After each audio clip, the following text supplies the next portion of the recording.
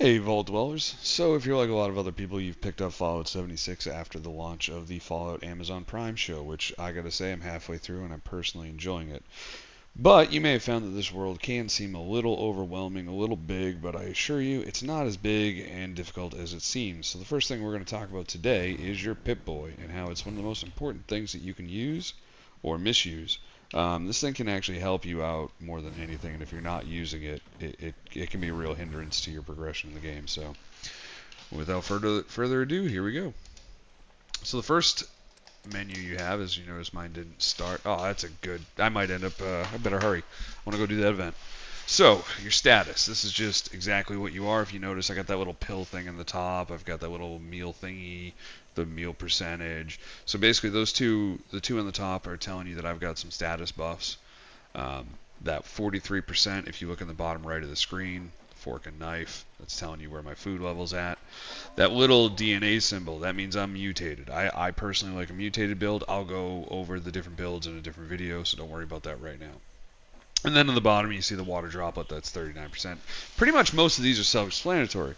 If you see that the gun, and then you see the two little flames, that's because I'm using a flamer, so my initial burst is 106 flame damage, and then the 31 burning damage after that.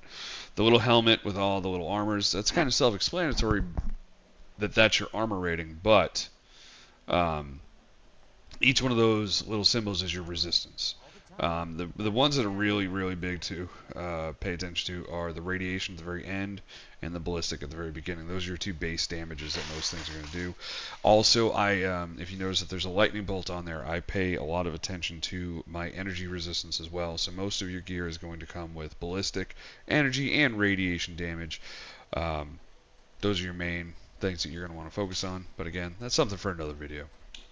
So the effects, this goes more into what the status was talking about on the top left. You see that little pill thing that I was talking about?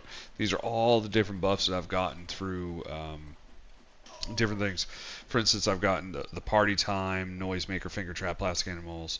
Those all came, and actually they're very well rested. If you look at anything that's got the 12 minutes on it, I got in the same place. So confetti, finger trap, noisemaker, party animals, well rested. They actually all came from lunchboxes. The Scouts Call, Scouts Code, Scouts Courage, they all came from Scouts banners, and that happens when people are at the beginning of events. A lot of times they'll pop those. Again, something for another video, so don't worry about that now. You can see that what food I ate and what buffs it gives me, and that's another thing. Food is very important. Tells you everything that you're getting from being well fed. These are all my mutations that I have. Like I said, I love mutations. Mutations have benefits, but they also debuff you. Again, that's something that we'll get into another time. Special. This one's self-explanatory. It's just your stats. It's telling you where your points are. Now I have some of these have pluses, and that's because I have legendary perks. That's something once you hit. I think you get your first one at level 50, another one at like 100, 150. I don't remember the exact levels. I'll look that up.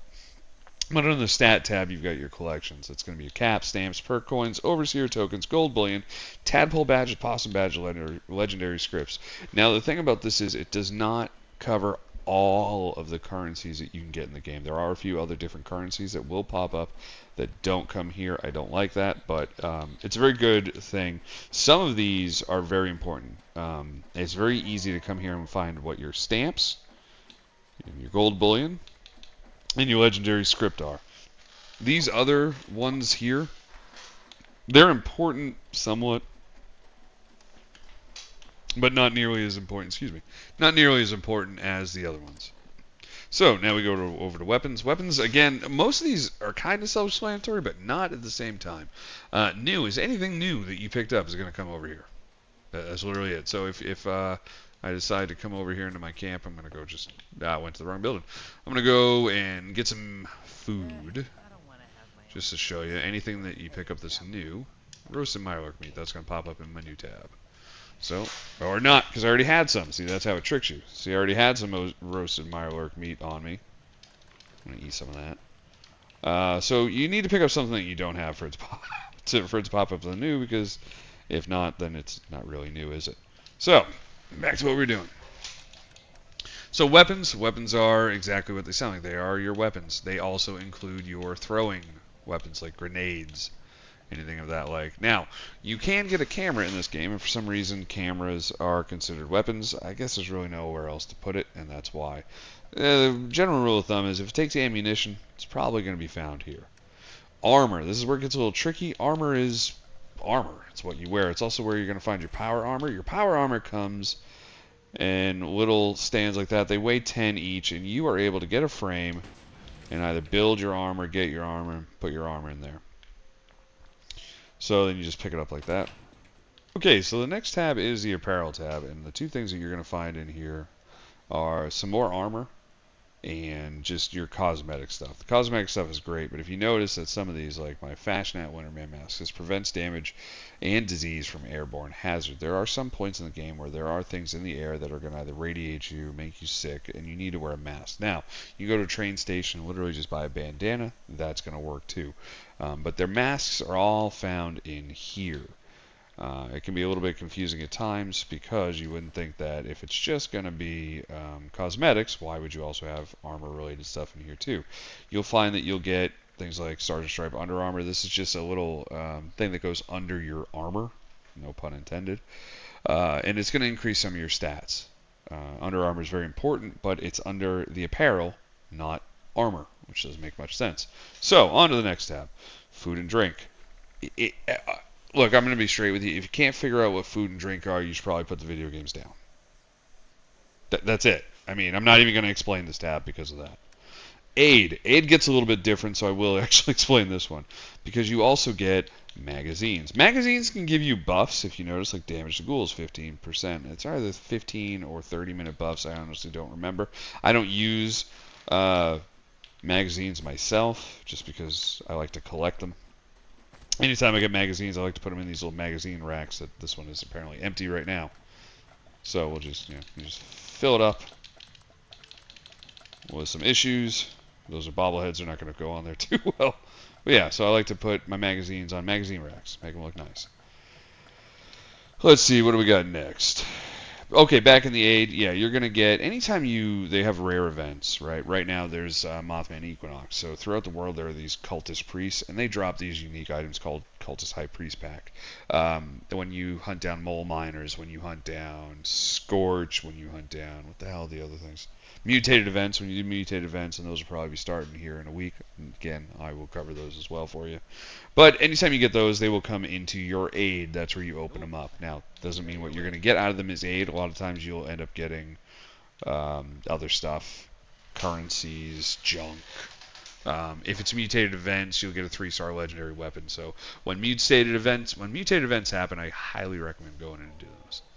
So the next one we've got miscellaneous. This is miscellaneous. A lot of times it'll be your quest items, little things that you make, like I have these Titan plushies. Or when you mine it, that goes in there. Random, this is what I was talking about earlier with the different currencies that don't show up. So you've got Pleasant Valley claim tickets, you've got nuclear key cards, you've got Mr. Fuzzy tokens. These all pop up in the miscellaneous, even though they are... These two are definitely a currency. The Pleasant Valley claim token and Mr. Fuzzy token. You could argue the nuclear key card isn't a currency, but I would actually argue that I really think it deserves to be in the stat spot anyway. Be careful with these nuclear key cards. As you can see, they weigh a shit ton, and you end up collecting them more than you realize. Holo. It's where all your holotapes go. Much like food, I'm not going to spend a lot of time on here. Every holotape you pick up, it's going to come here. If you pick up a holotape game, and yes, there are holotape games, they will come in here as well. I know I have one, or I gave it to... Oh, there we go. I've got Red Menace. So you can just pop in a holotape game here, and you can actually play games on the Pip-Boy. The cool thing about this, there is an achievement for this. And it's just a little Donkey Kong game. But the cool thing about this is it is an achievement. You can give these games to somebody else if you wanted to. Oh shit! Here we go. Sorry, I'm gonna. Oh no! What do I do? All right, let's see if I can make it to the first level. Oh, yeah, I jumped right on that like an idiot. Okay. All right, back to what we're doing. So after that is notes. Notes are a little bit different. Notes come in two different things. You've got plans. Three different things. You got plans, you have recipes, which I don't have any to learn right now. I need to go learn that plan before I forget. And here's where all of your, if you know a plan and it goes to your notes, it's actually going to go to the bottom into the known pile. So here's all the stuff that you have. They don't weigh a lot, but I can tell you this right now from my own personal experience, they do add up. They definitely add up. Regular notes don't weigh anything, so don't worry about those. But yeah, this is where your notes go. If you do find these things called treasure maps, these will be covered in another video as well. Treasure maps are actually very nice to have. Sometimes some players will sell them super cheap, and you can just go to the area that the map is at, and you can just sit there picking up piles of junk. And it's a great way to farm. Junk is junk. It's just junk. It's just junk. Mods. When you have a weapon, you can put different. What the fuck? Shut up. You can put different mods on different weapons to give them different buffs, increase damage, increase capacity, increase melee. It's a lot of different things. So any mods that you can buy from a store, or maybe you break something down, you get a mod or something. But your mods will pop up into this tab. Ammo. Again, we're talking about something that should be pretty self-explanatory. If you have a weapon, you need ammunition. It goes in here. The one thing that does seem a little odd is plasma cores and fusion cores also go in here. I was a little surprised that fusion cores go in here, even though fusion cores are used as ammunition. They also power my power armor, so I was surprised to see them here. But yeah, anything like that, it's going to be an ammo. So now we're going on to the last couple tabs, and these are pretty easy, so we'll go through them pretty quick. Main. This is your main quest, and the thing you're going to want to do when you first start out of the vault is, I think, let's see. I know Wayward Souls is a good one. There's got to be the new arrivals. That's going to talk about raiders and stuff. You're going to want to focus really on the main story. Fuck the responders. I can't stand them. But you want to stay on the main story as much as possible. Definitely follow the Overseer's path. That's what's going to lead you to your nukes. See, the I Am Become Death. That's what you get for following the Overseer's storyline. So these are your main ones. If you want to get anything in the game, access to gold bullion, access to nukes, access to new areas, this is where you're going to need to go. Okay, you're going to need to follow these quests, and they're pretty good. They're good at telling you exactly what to do. They work the same way as side quests. Side quests are... Oh, geez, how do I explain a side quest? It's not your main quest. It's one you do other than that. They're optional. They're fun to do. I haven't done all of them, but I do them as I can. The cool thing is when you go to one, you can toggle it as active. You can actually make that active. And then you can show where it is on the map. Boom. Right there.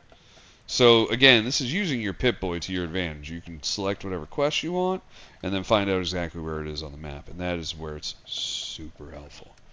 So then we go on to the daily quests. Daily quests are exactly every single day. The ones that I really like to do are these ones here at Camden Park, because I worked on getting Mr. Fuzzy tokens, so I get the whole Mr. Fuzzy outfit. Now I'm helping my wife get hers. So, with that said, now we got events. Events are pretty good. I don't really know why we have an event tab. Maybe it's just telling us what events are in the game right now. But, yeah, these are the events. So, let's go over to the radio. The radio is pretty interesting. I'm not going to hit Appalachia Radio. Appalachia Radio is that cool music you probably heard in the show, or what you've just listened to is playing the game. But I'll get hit with a copyright strike if I use that music. However, you got classical music, which is pretty good. Honestly, this one doesn't get played enough. Pirate Radio. It's just old-timey radio shows. And obviously they're new because they're made in the Fallout world, so it's kind of fun. It's kind of fun listening to just old-timey radio shows. But the radios have just different things that you like, so it's really up to you to decide how you play. If you look at the very bottom of the screen, there are 4 more options, and then we are done. You don't have to listen to me anymore. The view, we'll go to that one first. It literally just changes your view, whether you want the full screen or on your arm. I like it on the arm. In my power armor, I do it on full screen. Level up. Again, these are something that's self-explanatory, but this is where it gets a little difficult. And again, I'm not going to cover how to level up. That's going to be up to you to decide. I will make some other videos to kind of cover over what I personally think is awesome. you're going to get a lot of other people that are going to be like, no, no, this sucks. I guarantee if some people saw the way I put my spec, they're like, that fucking guy doesn't know what he's doing. And then I show up to an event and I just melt everything by myself. So don't do the meta. Don't do what everybody else says. Oh, do this. Oh, bloody this, bloody that.